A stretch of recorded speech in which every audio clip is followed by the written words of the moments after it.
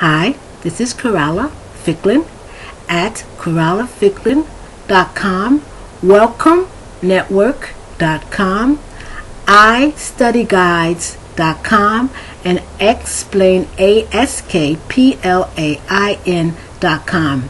We're continuing with expressions that I have in the book that I wrote, Speaking and Understanding English Metaphorically. So we're going to continue to look at the verb to be. And if I say,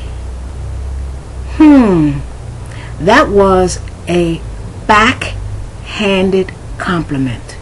Do you know what a backhanded compliment is? Now this is the back of your hand, okay? So if you hit somebody with the back of your hand, you hit them like that, boom, okay?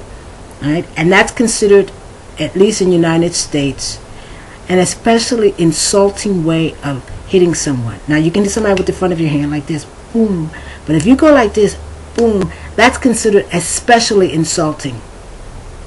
So if I say something is a backhanded compliment, what am I saying? To be a remark that appears to be a compliment, that seems to be a compliment, but in reality is an insult. So I appear to be complimenting you, but in reality I'm insulting you. Now here I have also other words that more or less mean the same thing. I say more or less because sometimes synonyms in English are synonyms in certain situations, but others no. So here it is. To be a two-faced, hypocritical, deceitful, insulting, and or inappropriate remark. And here's a sentence to maybe make what I just said a little clearer. I am not stupid, you know. That was a backhanded compliment. He meant to insult me. Okay? So that's a backhanded compliment. Once again, I'm looking over here. I'm looking at the website itself, and I'm trying to give you ones that that are very common in English. Do you know what it means to be a bad egg? Now, sometimes when you use the word egg, that stands in for a human being. Like, for example, if I say you're an egghead, that means you are a person who's very intelligent, somewhat a geek, somewhat a bookworm. A bookworm is someone who loves to read. A geek is someone maybe very smart, especially in the area of science and math. But if I say you're a bad egg, it's like always say, it's also saying you're a bad penny, okay? It's to be born bad, to be innately bad. In other words, the minute you came out of your mother's womb, you were trouble. You were a problem. All right. So if somebody says he's a bad egg, or here's the sentence, there was nothing you could have done to help him. He was a bad egg. In other words, what happened was inevitable because he was born bad. All right. Also, another expression that means the same thing is to be a bad egg, to be a bad penny, to be a bad seed. Okay. Now, this is more slang, and English uses a lot of slang. To be a bag of bones. Now, in the United States, as in many countries, to be thin is a compliment. It's considered good versus bad. It's considered better to be thin than to be fat. Okay, so, but just like anything, you can also be too thin. And especially this is with children. There's some children, no matter how much they eat, they don't gain weight. And they're very, very, very, very, very, very thin. A lot of them are tall and very thin. And someone can say, he, but mostly she, is nothing but a bag of bones. If someone is called a bag of bones, it's a derogatory term. It's an insulting term for someone who is very thin or skinny.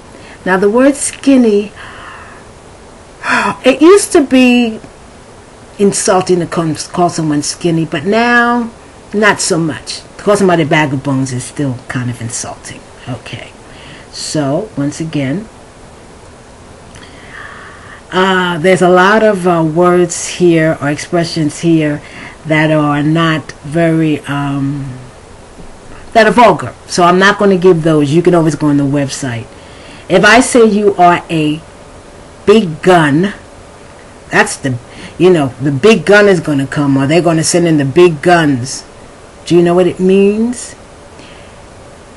To be a big gun is to be a powerful or influential person.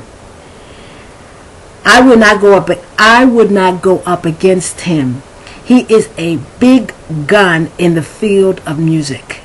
So he's a very powerful person when it comes to music. Another expression which more or less means the same thing is to be a big shot. I remember when I went to France, I'm thinking, oh, I can speak French. Not really, And sometimes in certain areas of the United States, you can say, he's a big cheese. Or for whatever reason, they translated into French, grand fromage. So I remember saying something like, il est grand fromage, And either I was in France and I was in Belgium, but they had no idea what I was talking about. None on this planet. So sometimes, and when I do deal with foreign expressions in English, sometimes you have foreign expressions in English and you think, oh, I speak that language at least a little bit. I know an expression.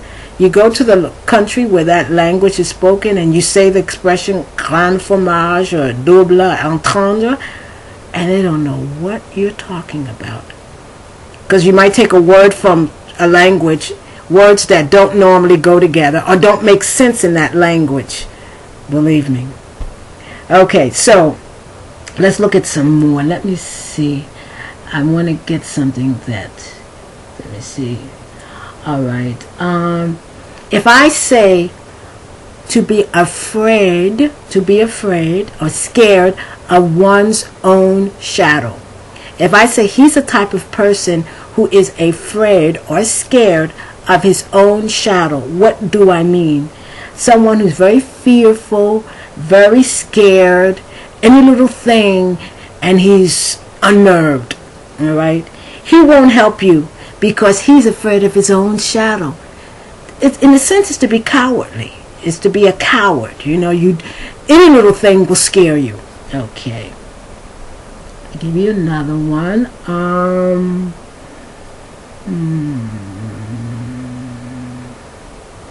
That would not be nice because that, okay. To be chicken feed. Once again, this is more idiomatic. Now, slang.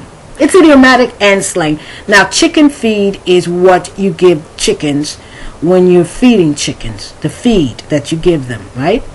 But if I say, that's nothing but chicken feed, that means, because you're normally talking about money, you're normally referring to money, that means to be insignificant, small, not a very large amount, an insignificant amount.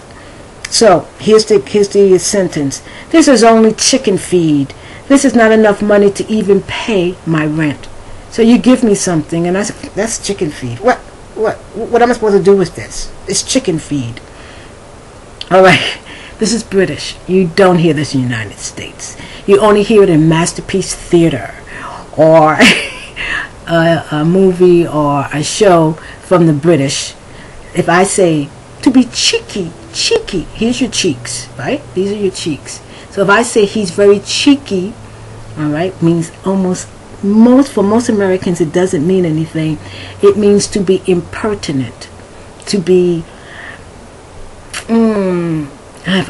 there's one, but it's more of insolent. Okay, the other expression is it's much more vulgar. I'm going to call his parents. He's too cheeky. He's too, in American English, especially in the Northeast, you say he's too fresh.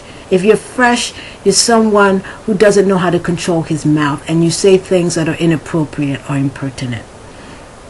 Let me see. I maybe have time for one more, and I'm just going to leave you with that. If I say to you, to be down on your luck, do you understand it? Come to our site and you'll see. C.Ficklin at C.Ficklin.com. Thank you.